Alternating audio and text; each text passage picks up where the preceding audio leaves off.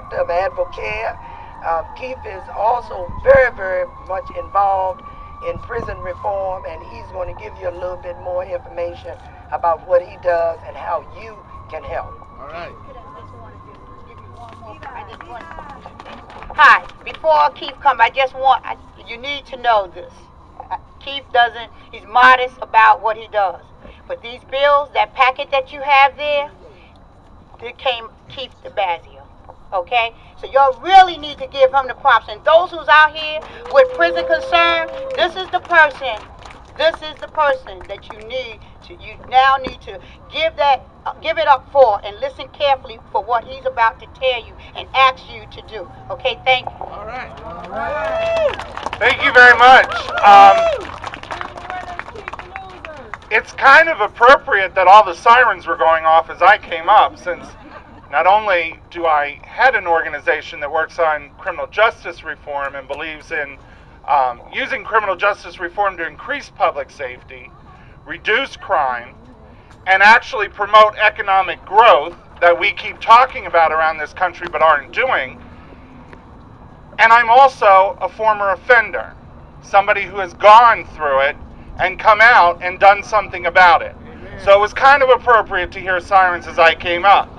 And I want to encourage all of you to do the same. I come from a very conservative, an affluent family, but one thing my father always told me was question authority. We need to question those who have the power over us. We were in the General Assembly building the other day, and we went up to see Senator Yvonne Miller from Norfolk, who was having surgery and recovering in the hospital. And something touched me about that, because she was asking that her constituents come take a picture in her chair in her office. Think about that for a minute. She represents those constituents.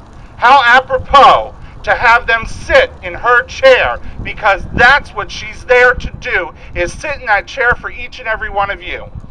So what I'm trying to tell you today, and I'm going to make a challenge, we're going to be right up by the General Assembly building, by the Capitol. Down at the bottom of the hill there for Capitol Square, there's a visitor center. And they have a little book that you can go get.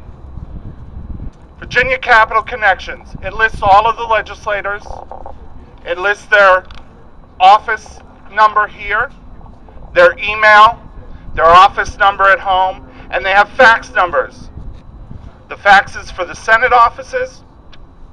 There's a fax number for the House offices. So no matter what means of communication you have, you need to make your voice heard. You need to not just symbolically put yourself in the senator's chair for a picture. You need to put yourself in the senators' and delegates' chairs and make your voice heard.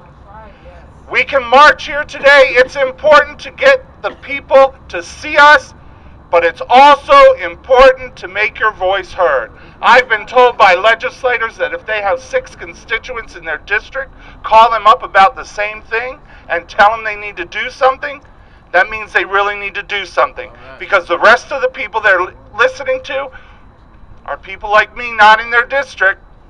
Now, I don't get paid, but most of the activists or lobbyists there do, who are coming in to talk to them.